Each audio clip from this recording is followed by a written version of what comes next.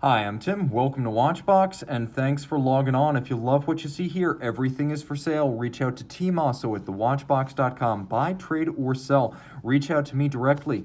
And if you're looking to sell, we're looking to buy one watch or an entire collection with no upper limit on value. Again, email tmosso at thewatchbox.com to buy, trade, or sell. Names, references, and prices when available in the description below. Let's roll. Someday, I suspect the Tokyo 2020 memorabilia will be its own special class of sports collectible, but the Tokyo 2020 collection of Omega Speedmaster professional moonwatches already is. Part of a 5-piece set, each of 55 individual examples with matched serial numbers. These are 2 from the 5. We have all 5, the serial numbers are matched. There are only 55 sets of these watches made for Tokyo 2020, representing the 55 different disciplines inside the games. Now, the watch you see here is stainless steel with an element of rose gold, and it is absolutely gorgeous with the green accents of the metallic bezel, the sunburst gray. It's almost somewhere between anthracite and gray on the dial with individual rose gold registers. The watch has a lot of color and life to it. The Olympic Rings Special Edition, of course, 220 examples of a watch that looks like this were made, but only 55 examples were made for the 55 matched sets, and that's exactly what we have here.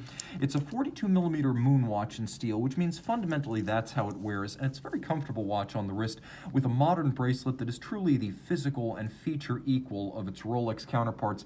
All of these watches are sapphire crystal, so they're a little bit upscale compared to a standard moon watch, and you can see the dial features lovely rose gold appliques for the hour indices and hands to match. Now let's take a look at what might be the crowd pleaser of the 5. This is the Panda, and it is a punchy watch. As you can see, it's stark, simple, timeless, and gloriously good looking. Moonwatch caliber inside, caliber 1861, the same movement still used by NASA. This timepiece is also part of the set of 55, all of which have matched serial numbers. You'll note just how good the watch looks on this bracelet, and one of the features I love is that it seems we're catching up with the Seamasters here, as we have a wonderful push-button slider built into the clasp that allows us to incrementally adjust for fit, and the clasp itself, of course, milled out solid, as if from a solid ingot of steel. It really is that impressive. These watches look great individually, and as a matched set are absolutely breathtaking. Some of the best new Omegas of the model year, and watches which again are going to be a special class of collectible as the Tokyo 2020 games have been rescheduled to 2021. Now, jumping into a very different kind of special series, this is a 10-piece limited edition for the FP Journe Tokyo Boutique. The Tokyo Boutique was FP Journe's first factory-owned store, and you can see this timepiece, Centographe Souverain limited edition, a combination of titanium and rose gold. Everything about this watch grades off the chart.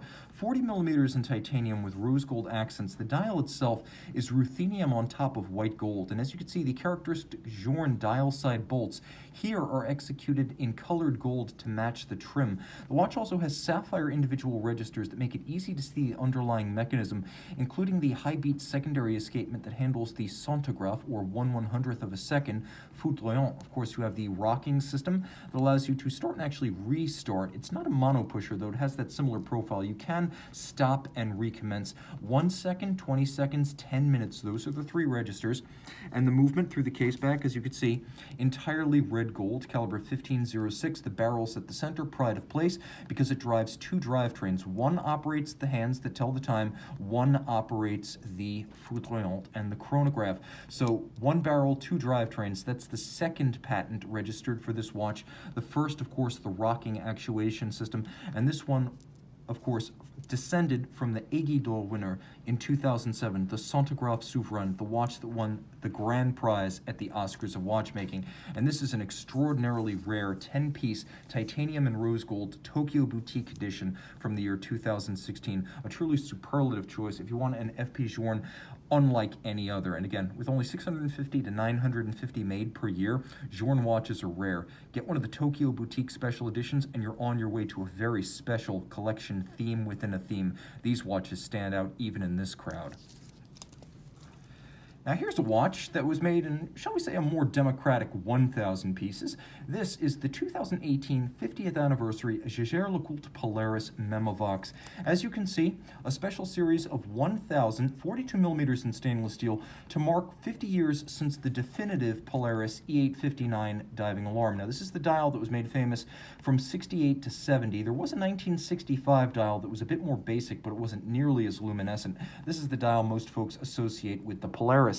As with the original, you can see it features an internal bidirectional rotating diving bezel, and whereas the original case would have been the Irvin Piquerez super compressor built for JLC, this case is made by JLC. Turn it over one more time, and you can see that it is 200 meters water resistant and inside a caliber 956 alarm, which means you get to play with your diving alarm on the surface.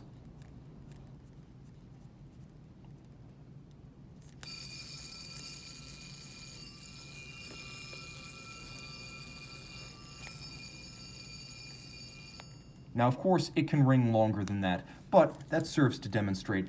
The case is nicely detailed to a higher standard than the historic watch would have been, and you can see there is a beautifully domed sapphire which has a wonderful camber and a box section depth to evoke the plexiglass of the original. This is less a tribute to Polaris than a modern take on the Polaris diver, whereas the 2008 watch truly was a re-edition of the original. That was the tribute to Polaris. This timepiece is much more inspired by the Polaris 68, a contemporary dive watch that's also alarm. This timepiece on a water-resistant strap could easily be the only watch you ever need. A full collection in one 42 millimeter steel case. 42 millimeters in steel is a good size, and this Zenith Chronomaster El Primero Open is a remarkable demonstration of the marque's best of past and present. As you can see, it has a circa 1969 style multicolor dial, but opened up, revealing possibly the best and most enduring design innovation of the Terry Nataf years at Zenith during the 2000s. Nataf wanted to see the movement, so he had calibers like this 4061 created with bridges that opened up the end of the drivetrain. You can see there's a fourth wheel with an extended pinion that acts as a tri-spoke constant seconds. Then you can see the escape wheel with the Zenith Star inset. Both the escape wheel and the anchor are made of silicon and then coated with synthetic diamond. The result that they have very little friction. They operate unlubricated. They improve timing, power reserve, and they increase the interval between services. But you can see how the base plate has been etched away and engine turned to create an open view of the end of the drivetrain as well as the balance and the escapement. This is important because it gives you, I'd say, 90% of the fun of a tourbillon with 10% of the price.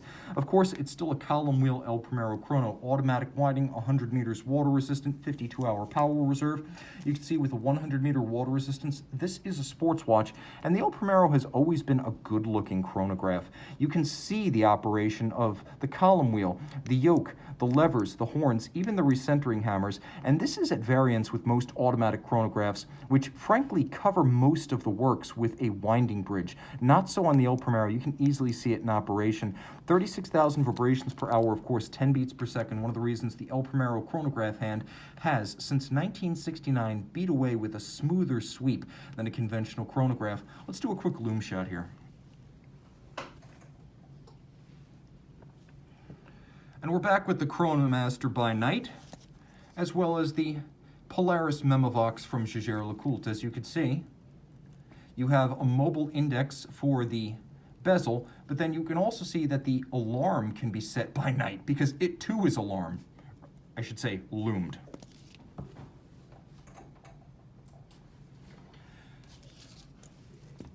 Throw the Chronomaster 42 on the wrist. And I could say, like all modern Zenith straps, this one is alligator or calf on the top, in this case gator, but it's rubber coated on the bottom, so it feels wonderfully silky and supple. You can see it's a big watch at 42, but it's not an oversized watch. And frankly, I prefer the Chronomasters in their more traditional style to the more contemporary Day-Fis with full open dials. This is my kind of Zenith.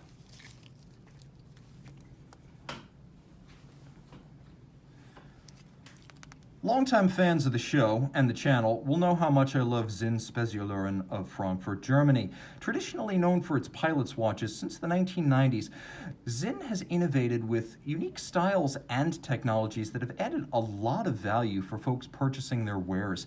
Let's talk about the 2018 Type 103. Now, as you can see, this is a 103 limited edition of 500 pieces, a special piece with a blue metallic dial, lovely fauxtina that actually works as an effective complementary color alongside the metallic blue of the dial and the blue of the bidirectional rotating pilot style bezel. You can see that the watch features a German language calendar and lovely syringe style hands for the hours as well as the minutes. This is a timepiece known as the 103 SABE that features the strong case design made famous by the Sinn EZM1 and 1.1. Here's my EZM 1.1 right here, and you can see the family resemblance in the shape of the lugs as well as the proportioning of the case. Now, of course, there's a lovely box section crystal to add a little bit of vintage style off-axis distortion. It is a gloriously good looking dial. You've got the day, the date, the chronograph, 200 meter water resistance, and you can see confirmation this is one of 500. You can also see that it is a movement, a real ETA 7750 in this case, with a top grade balance and hairspring, meaning this is indeed a high grade of ETA 7750. Sinn factory straps, you would expect them to be as tough as the image of the watches, but for some reason they come absolutely buttery, and at 41 millimeters in steel, this watch is a good fit for many wrists. It is highly stylish, exclusive, comes from a company that builds watches with absolute integrity, and if you want to get into independence, well, Sinn has been an independent since 1962, since long before that was cool and long before the Renaissance in German watchmaking. A very cool watch made in Frankfurt, Germany with an unmistakable style, swimmable, flyable, and everyday friendly with the calendar functions. This, of course, is the 103 limited edition. And this, of course, is the U2. EZM5, a remarkably capable diving GMT. You can see that it features a characteristic offset crown down at 4 o'clock, so it's not going to dig your wrist. It's effectively an ambidextrous watch. I should probably grab my polishing cloth and polish this one, remove some of the fingerprints. Now you can see the watch features a 44 millimeter U-boat steel case, and you can see the distinctive media blasted finish that Sinn uses on these watches. The case is remarkably hard, over 400 Vickers compared to over 200 Vickers for conventional stainless steel. This is provided by Ballmann Voss shipyards, and it's the same highly anti-corrosive hardened steel used to make German U-boats for domestic military use as well as export. Now, the interesting thing about it is so anti-corrosive that unlike conventional steel, it doesn't actually have to be rinsed after exposure to salt water, and again, that's quite different from standard 316. You can see it uses a captive bezel, so there are screws fixing the bezel to the case, so unlike a Rolex or Omega bezel, it can't be snapped off just as it's snapped on. It must be dismantled to be removed. It cannot accidentally get knocked off the case. Now, the watch, of course, is 200 bar water resistance, which is 2,000 meters, quite a lot. Everything is very simple, no nonsense, instrument style, with secondary indications subdued in red on the dial. Of course, you can see there is a second time zone, as the watch features a GMT function. You can see by turning in one direction, I activate the quick set, and by turning in the other direction, I activate that second time zone. It is a 24-hour second time zone, which means I have a true dual time capability, and I have a bezel with an awesome detent. It feels good, it sounds good. Have a listen. You can see, true to its claims, U-boat steel, the U2 on the reverse side, and an interesting feature, most high-end deep-rated watches from Sinn feature a copper sulfate capsule inserted in the side to absorb any moisture that might enter the case. But because of the water resistance of this watch, that's not feasible. So you can see this sulfate capsule is actually mounted underneath the dial inside the case. As it turns from white to blue, it transitions from ready to exhausted, and it sucks the moisture out of the case. It can then be replaced once it's fully blue during the service at Sinn. For good measure, they also fill the case with nitrogen. I know it was once argon, today it's nitrogen, just to make sure there is no moisture or contaminant in the case before it leaves the factory.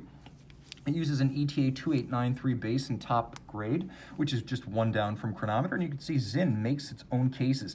SUG Germany, they actually make the precious metal cases for Lange in many cases, them and Centror. This is a gloriously wearable 44 millimeter watch. Most watches of this size are going to be unwearable on a 16 centimeter circumference wrist like mine. This feels like a soulmate.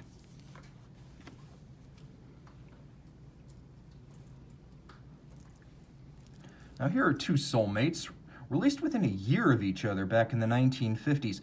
From very different ends of the Rolex product spectrum, we have the Rolex Oyster Perpetual GMT-Master II. Of course, this is the Jubilee Pepsi. A watch launched in 2018. It represented the first use of stainless steel on a Pepsi ceramic bezel, Rolex GMT-Master. And then, of course, we have a watch launched in 2015, which is the Day-Date 40 in rose gold with a laser-etched vertical striation pinstripe style dial. This is a timepiece that gives you a 3-day power reserve, 70 hours to be precise, a 40mm case, 100-meter water resistance, and of course you've got the double quickset system. You've got the COSC and superlative chronometer assurances. What is superlative chronometer? Well, you can see it at 6 o'clock on the dial. It actually means something. For the last 5 years, it has meant Rolex's new internal standard of a full assembled watch, not a bare certified movement, being accurate to plus or minus 2 seconds a day or better. That is their definition of a superlative chronometer. Now, it's nice to get a lot of Rolex proprietary tech on this watch, starting with the metal. Cases, bracelets, and clasps, Rolex makes them all. Rolex also smelts its own gold, with this Ever Rose being a highly fade-resistant gold featuring a high percentage of copper to make it red, and then a high percentage of platinum to prevent it from fading over time. Conventional rose gold will fade. You also get ceramic pins inside the bracelet. Originally offered on the Day-Date 2 Platinum and now on every Day-Date 40, you get ceramic-coated pins inside the bracelet. Because the gold cannot wear down ceramic-coated pins, there's no more Rolex bracelet stretch. That is killed dead with this arrangement, finally banished. You can see the dial is exceptionally detailed, as Rolex, among mass producers, probably rivals Grand Seiko for the best overall dial quality and detail. And of course, the combination of the day and the date, a classic, a very handsome, well-balanced, and thanks to the larger case, a better proportioned dial with the Cyclops Eye magnifier. The 40mm case lets it breathe a little bit better than the 36, and a very versatile watch. Of course, the GMT-Master II, the first GMT-Master II came out in 1983. That was the dual time zone, but the very first GMT-Master launched in late 1954.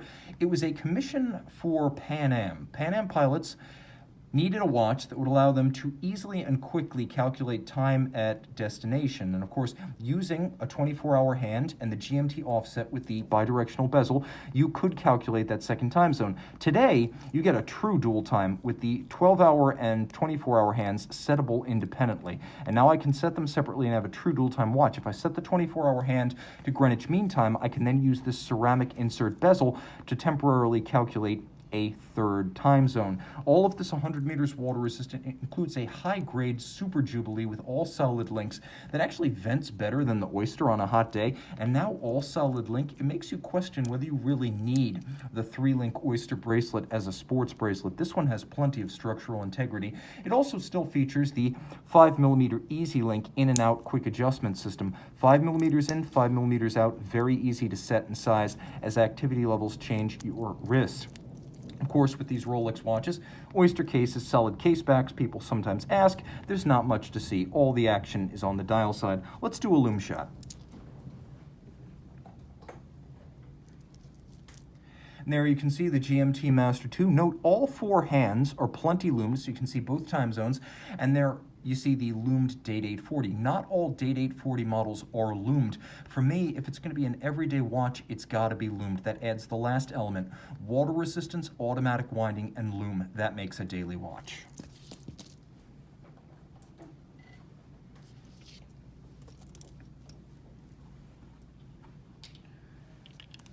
Okay, 2 very different takes on Swatch Group constituent companies. Starting in 2013, the Omega Speedmaster Moonwatch Dark Side of the Moon was a revelation. A ceramic case Speedmaster, though it's 44.25mm, it wears smaller. Because of the ceramic dial, and you can see it is a polished black ceramic dial, the ceramic case, the fact that it's sapphire on both sides substantially means this is a very light watch. Ceramic and sapphire are not terribly dense, though very hard and scratch resistant. They are light and hypoallergenic, which means though this is a 44 plus, it wears easily on my wrist of 16 centimeters. You can also appreciate the quality of the dial detailing with the white gold hands and indices, as this is a flagship watch for Omega. Now, of course, it also includes a flagship movement. One of the clever features of this dial is that it is a tri-register chronograph with twin register elegance. There is a minutes and an hours indicator. At 3 o'clock, it's a mono counter with superimposed hands. Once you start the watch, you see them begin to separate. On the reverse side, caliber 9300. It's based on the 8500 automatic. 2 mainspring barrels, 60-hour power reserve, COSC chronometer.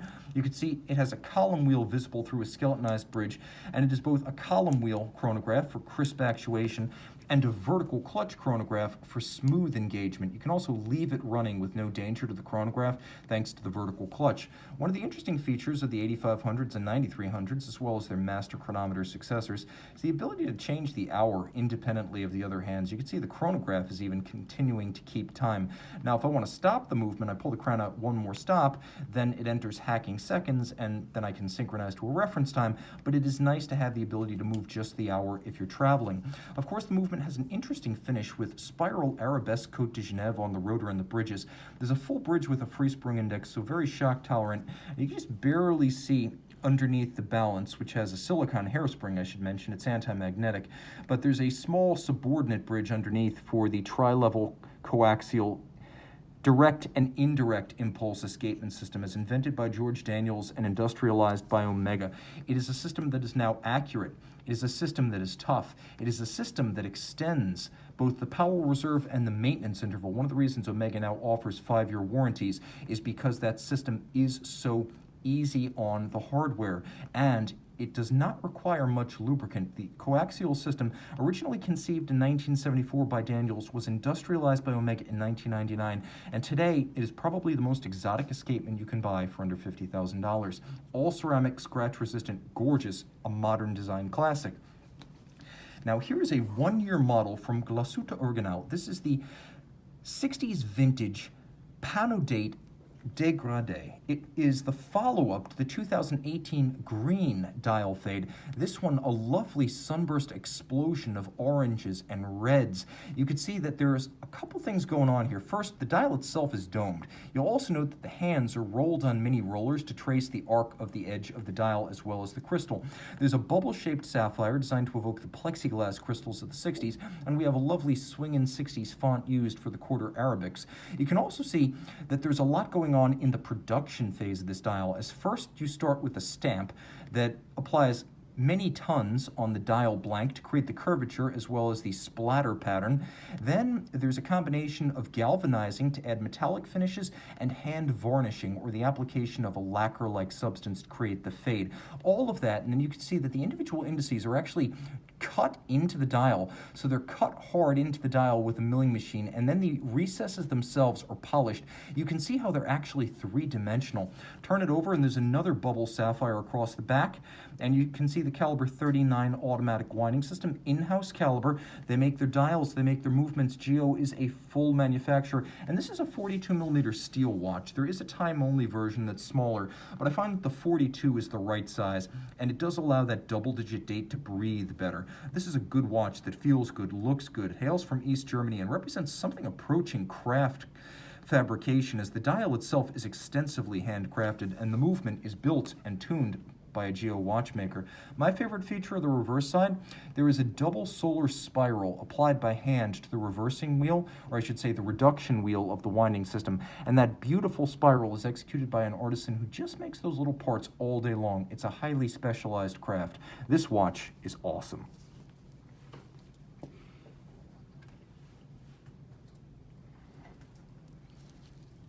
These watches have nothing in common except for stainless steel. Let's talk about the Audemars Piguet first. This watch you know well. 26331, it's the 41mm Royal Oak chronograph that was built from 2012 through 2016, which is to say it has the 3 symmetrical registers. In 2017, the constant seconds got a little bit smaller. Screw down pushers, screw down crown, 50 meters water resistant, and with the screw downs, that makes this surface swimmable. A refinement that, for example, you won't find on the traditional jumbo. Let's see if the tag here has locked it shut. No, thank goodness.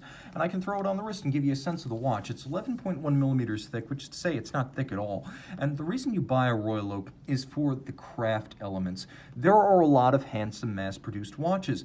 The Bell & Ross BR05 is a good-looking watch. So is the Vempe Iron Walker. They're all in this style, but this watch gives you more than the style. Yes, it has the inimitable Jaeger-LeCoultre integration of bracelet, lug, and bezel. Others have emulated, but very few have captured the charisma of the original. And 1972 and the Royal Oak, if we're not counting the Rolex 5100, 1972 and the Royal Oak was the first of this genre from Gente. The watch, of course, is beautifully made in detail. As you can see, the individual polished facets of the bracelet, including the intermediate links, in places where you'd normally never see the high polish. You can see you got to roll the bracelet through the light to see those interior polished faces. There's also a handsome satin finishing, vertical on the flanks, longitudinal on the top, and it's continued on the hoods of the lugs as well as the mid case. You can see the lines of the bezel continuing through the mid case and a hairline expression of the gasket between the bezel and the case. That's always been a very subtle styling element of the Royal Oaks. Bracelet fixed on by screws and bars, that's how I prefer to see it, compared to spring bars, which leave some margin for error. Screws and bars are more secure. Under the case back, this watch features a Frédéric Piguet 1185 automatic integrated high horology 5-position adjusted hand-finished vertical clutch and column wheel chronograph with a 40-hour power reserve, and the dial is the Grande Tapisserie.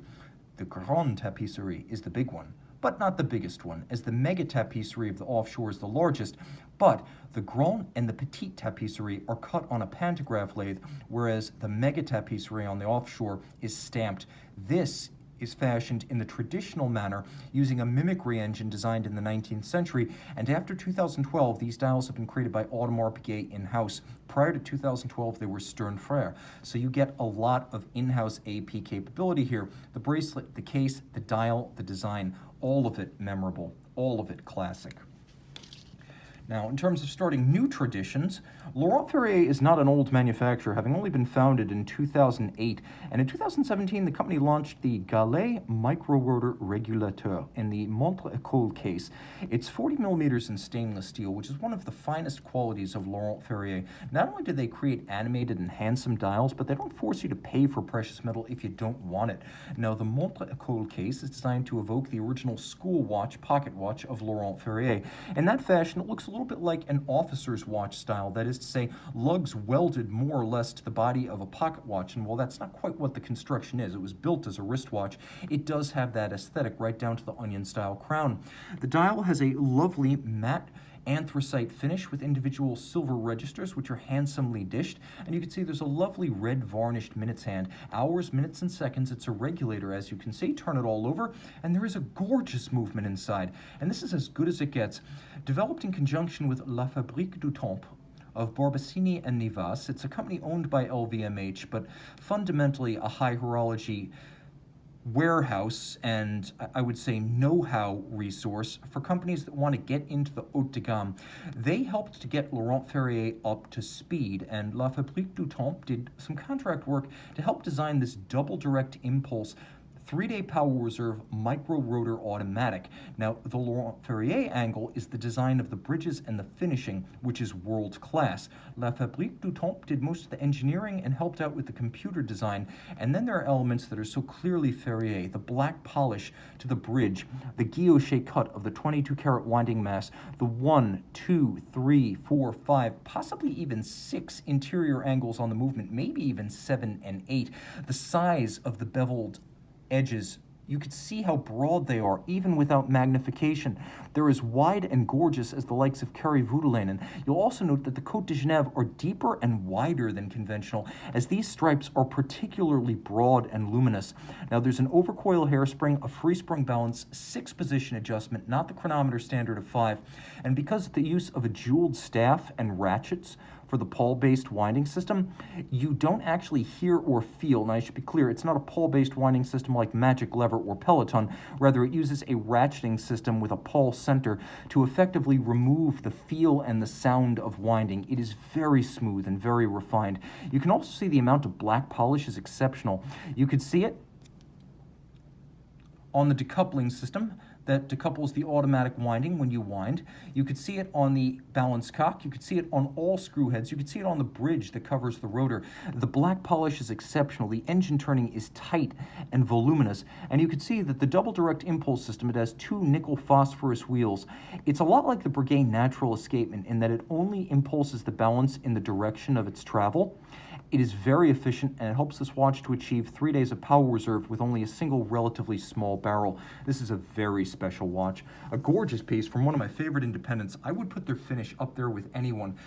they fall just short of the standard of the likes of Philippe Dufour and Grubel Forsey, as well as Romain Gaultier, but they're far above the level that you'll find at the likes of, for example, FP Journe, Vacheron Constantin, or Jaeger-LeCoultre. This is some of the finest finish you can buy for under $100,000.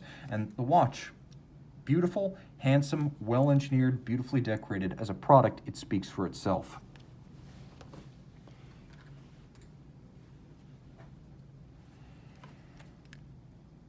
Now let's talk about German high horology. We saw Glashütte Original in the middle of the market. We saw Sinn at the entry level, but a Lange Sohne has, since 1994 in its first models, set the standard for both the style of modern German luxury watches as well as the finish.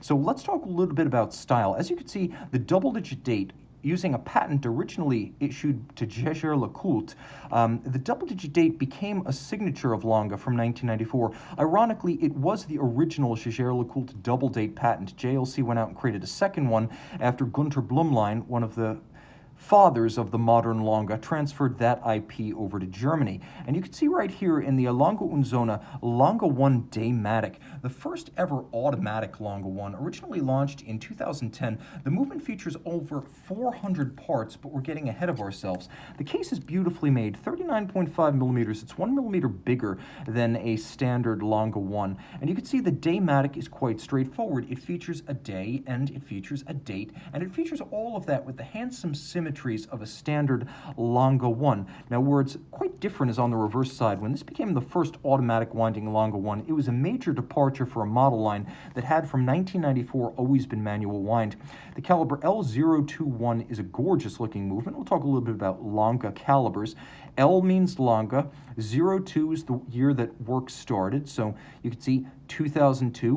1 means it was the first movement that they started work on in 02, and then 0.1 means it's the first version of this movement. Now take a look at the detail. You see there's a 22 karat mark on that rotor, not the mass, the rotor itself. The rotor is hand finished. As you can see, it's been chamfered on its edge and chiseled on its top with a handsome satin finish across the broad of its face. You can see that the pegs holding it to the center have been black polished inboard, and the screws holding it to the mass have been fired blue outboard. You'll also note that there is a platinum mass for winding the watch. This is one of the very few brands that will feature double precious metal winding rotors. So you have 21 karat gold and then you have platinum, both. The bridges are nickel, copper, zinc, known as German silver. It's the copper that gives them their golden hue. You can see engine turning on the base plate in 2 different sizes. You can see Glashütte stripes across the bridges. You can see that the pivot jewels of the movement are set in golden chaton and fixed by fired screws. This is not necessary from a technical standpoint. It is a nod to the way Saxon pocket watches were made in the 19th and early 20th century. You can see it features a stop-second mechanism with a balance featuring variable inertia blocks. Very modern construction. It's a durable system that allows for fine regulation. Note that the escape wheel features a polished cap. You have both polished and fired blue screws, a black polished swan's neck regulator, and as the balance beats away at 21,600 vibrations per hour, just above it, you see that the balance cock itself has been freehand engraved with a burr such that no two are exactly alike. Mirrored on glass, you better believe it, and I really do need to learn the German words for these finishing arts. If you get a lot with the Day-Matic, you get even more with the Lange 1 time zone. Launched in 2005, it uses the original Grand Lange 1 case, which means that it is a 41.9 millimeter, not 40.9. This one in white gold. I should mention, although rose gold and white gold, in both cases, the dial is made of sterling silver and then galvanized this silver-white color. You have reference cities, you have a second time zone, you have an AM/PM indicator for both time zones, an uncommon refinement. And as you can see, I am able to make changes to the time. I can also decouple the 2 time zones by a special method that involves pulling out the crown and holding the time zone change, or I should say, pardon me, that's the date change. The time zone change button. Surprisingly difficult to do this from behind a camera, but you can see I'm able to, much like the JLC geographic complication, change my city of reference, which is, help you out, which is depicted right next to a little index. So right now you can see my city of reference is New York, and I'm able to let the watch essentially do the math, I always do that, as I travel. This is a truly gorgeous watch that features supplementary hand-engraved bridges, as well as pocket watch-style spiral spoke wheels for that secondary time zone system. So you have freehand engraving, big, broad, beautiful bridges, wheels in 2 different satin colors, and then more of that handsome black polish in a bigger watch with a full point clasp. This is a timepiece that includes a refinement rarely seen on longer watches. In fact, both of these do. They come with deploying clasps. The standard fitment from the company is almost always a pin buckle. So this is one luxuriously appointed of watch as well as clasp. As you can see on the wrist, easy to wear and comfortable in spite of the 42mm size. Throw the Daymatic on the wrist. Some would say this is a friendlier everyday complication because calendars are useful. You can see 39.5mm, fits easily under a cuff. The next watch, however, does not. Launched in 2016, the MB&F HM8 Horological Machine 8 Can-Am is a tribute to the halcyon days of Can-Am road racing in North America. This, of course, was a series during the 70s and 80s that pitted the best against each other in production-based machines, later tenuously production-based and even prototype at the highest speeds on road racing courses. Now you can see a tribute to the old Can-Am cars. There was a sort of reclining roll cage, as many of the later machines, aggressive prototypes with open cockpits, would need separate bars to protect the drivers in the case of overturns. You can also see that in the fashion of a high-performance automobile, and they got awfully high in the late days of Can-Am, you have a sort of view into the engine bay from overhead. Of course, monsters like the Porsche 917 in its later open cockpit turbocharged iterations, ripped up the circuit in Can-Am. Those were some of the most violent, vicious, and fastest road races ever run. You can see the MB&F battle axe motif is omnipresent, right down to the blue gold of the winding system. If you're wondering, the movement is high horology, a Girard-Perregaux 3000 series, and it features a complication module that includes scrolling minutes and jumping hours, designed to be read like the hood of instruments inside a high-performance automobile in, you guessed it, Can-Am. It's even bidirectionally adjustable and Lume, so it's a wonderful spectacle under any circumstances. Being a driver's watch, I'll do my best to portray how you're supposed to read this watch. The idea is when your hand is on the wheel, you're better able to view because you don't have to angle the watch separately. Now, the watch is comprised of a combination of white gold and titanium. You can see the high polished elements are titanium. There's actually a sapphire cap over this highly reflective and black polished panel that bounds the engine bay, and you're also able to see that on the underside we have the equivalent of automotive engine valve covers underneath sapphire glass. This component, as you can see, is a combination of 18-karat white gold as well as titanium, and it even features a nod to automotive suspension articulation, as we have articulated lugs allowing this variable geometry case to fit well on a broad range of wrists. This is as high and high-flying as high horology gets. Remember, guys, everything you see here is for sale. If you like what you see, email tmosso@thewatchbox.com. And remember, we're buying one watch or an entire collection. Reach out to tmosso@thewatchbox.com. Time out, Tim out, and thanks for logging on.